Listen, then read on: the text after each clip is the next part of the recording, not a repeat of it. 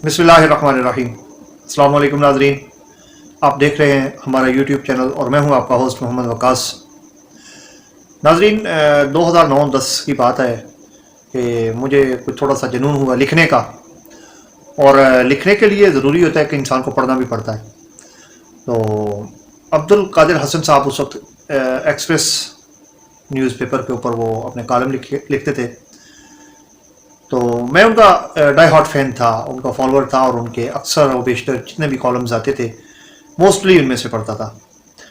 उनका एक वाक़या उन्होंने 2-3 कॉलम्स के अंदर उसका एक हवाला दिया, तो 2 से 3 दफ़ा वो मेरी नज़रों के सामने से गुजरा और वो आज तक मुझे याद है।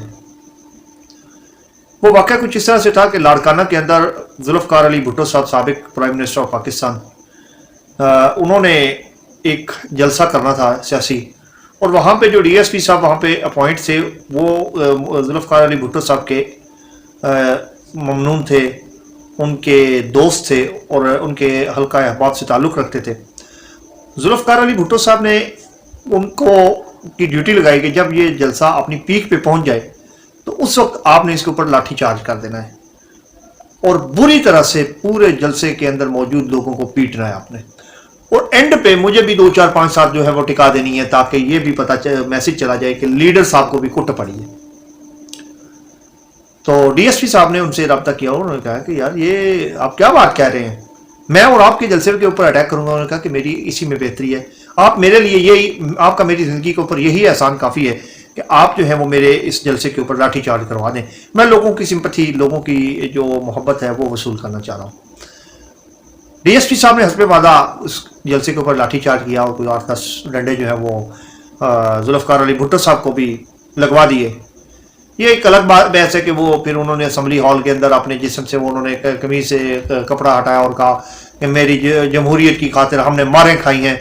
तो वहाँ पे मौलवी नज़ीर अहमद साहब जमात इस्लामी के एमएनए थे, उन्होंने कहा कि भुट्टो साहब बुज़दिल लोग हमेशा कमर पे, पीठ पे मार खाते हैं, दलेर आदमी अपनी छाती पे खाते हैं, और फिर कुछ ही दिनों के बाद उन्हें शहीद कर दिया गया था। ये एक अलग वाक़या था। नाज़रीन, अभी जो वाक़या पेश आया है वो कुछ इस तरह से है कि उस्मान डार साहब साबिक एमएनए हैं, पीटीआई से बड़े दबंग बोलते थे, और एक दौर था कि जो पीटीआई के बहुत सारे जो डाई हार्ट फैन थे और जो लोगों के ऊपर चढ़ दौड़ते थे और सारी हदें पीटीआई के लिए क्रॉस कर देते थे, उनमें एक उस्मान डार साहब थे।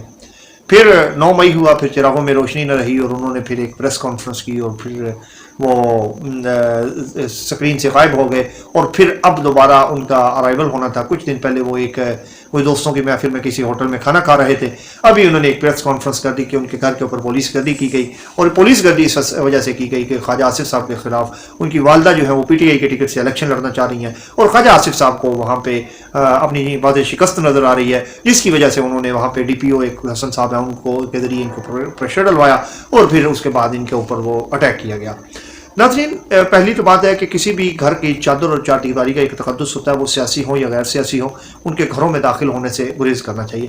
और अगर रात के अंधेरे में आप जा रहे हैं या दिन के उजाले में भी जा रहे हैं तो लेडीज़ पुलिस होती है चारदीवारी के अंदर जाने के लिए, जो औरतों से दस्त दराजी करती है या उन्हें पकड़ने की कोशिश करती है। उनकी वालदा ने अपने फटा हुआ गिरबान भी दिखाया कि जी पुलिस वालों ने उनसे बदतमीजी की है। इसकी जितनी पुरजोर मजम्मत की जाए ये कम है। मैं इसको बिल्कुल, आप इसको कोई जस्टिफिकेशन आप इसकी हो नहीं सकती। लेकिन नाज़रीन, यहाँ पे एक तो तारीख ने अपने आप को दोहराया है, दूसरी बात यह है कि उन्होंने ये सारा इल्ज़ाम उठा के ख्वाजा आसिफ साहब के ऊपर लगा दिया है। मेरे ख्याल में ये बड़ी ज़्यादती है। ख्वाजा आसिफ साहब से आप उनकी ज़ुबान की गंदगी, बदतमीज़ी, औरतों के बारे में गलत अल्फाज, गंदा तरीन इस बूढ़ा आप उसे कह सकते हैं, मैं बिल्कुल इससे खिलाफ नहीं करूँगा कि ख्वाजा आसिफ साहब के अंदर हर गंदी जहनीत वाला बंदा जो काम है वो पाया जाता है। वो कहीं से ख्वाजा साहब नज़र ही नहीं आते, ये मैं बिल्कुल, लेकिन ये कम अज़ कम उनसे एक्सपेक्ट नहीं किया जा सकता।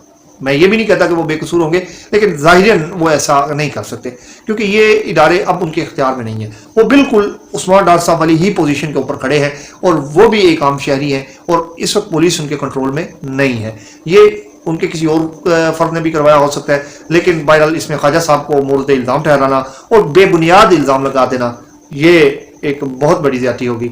और मैं इसमें बिल्कुल ख्वाजा साहब के बारे में, अगर ख्वाजा साहब की ज़ुबान के बारे में उस्मान डार साहब कोई भी बात कहें, मैं बिल्कुल उस आंखें बंद करके यकीन करने को तैयार हूँ कि ख्वाजा आसिफ साहब जो हैं वो नून लीग की मीरा हैं آپ کہہ لیں کہ وہ ان کی زبان کے شرط سے کوئی عزت دار بندہ محفوظ نہیں ہے، وہ انتہائی بدتمیز قسم کا بڈھا ہے اور وہ بے لگام گھوڑا ہے. اس کے بارے میں یہ بات.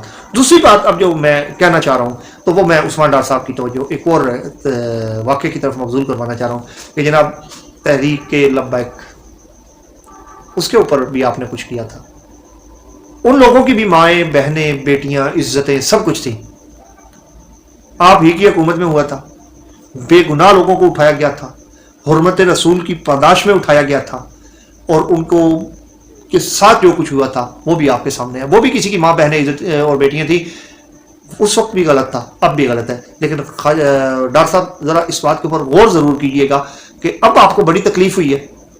اب جب اپنے گھر پہ آئی ہے تو آپ کو بڑی ماں بہن بیٹی کی عزت یاد آئی ہے. اس وقت آپ کہاں مرے ہوئے تھے؟ اس وقت فرعون اور نمرود کی زبان آپ لوگ بولتے تھے.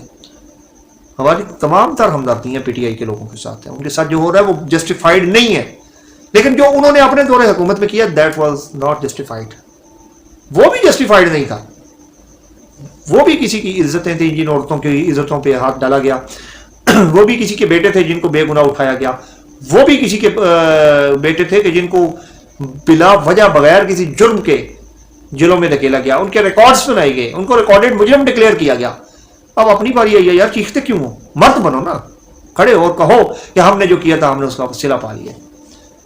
اس وقت بھی یہ غلط تھا جب آپ کی حکومت نے کیا، اب بھی غلط ہے. ہم اس وقت بھی مذمت کر رہے تھے کہ آپ غلط کر رہے ہیں، بونڈا کام کر رہے ہیں. خاندانی آدمی، عزت دار آدمی کوئی نہیں کرتا.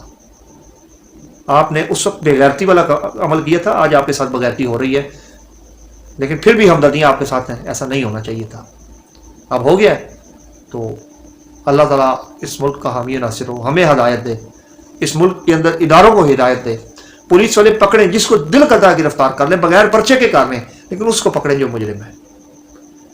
یہ نہیں ہوتا کہ کسی کی چادر اور چار دیواری کے تقدس کو پامال کیا جائے. اس کے اوپر خاموش رہنا بھی مجرمانہ غفلت ہے اور انسان مجرم ڈکلیئر کیا جاتا ہے. بولنا چاہیے، آواز اٹھانی چاہیے. جو اس وقت غلط تھا وہ آج بھی غلط ہے. اور ڈار صاحب اگر اس وقت ٹھیک تھا تو پھر آج بھی ٹھیک ہے. یہ صرف آپ کے لیے، باقی ادروائز ایسا نہیں ہے. یہ بالکل زیادتی ہوئی آپ کے ساتھ، اس وقت آپ نے کی تھی. اس کے اوپر کیا آپ اپنی معذرت کو پیش کریں گے؟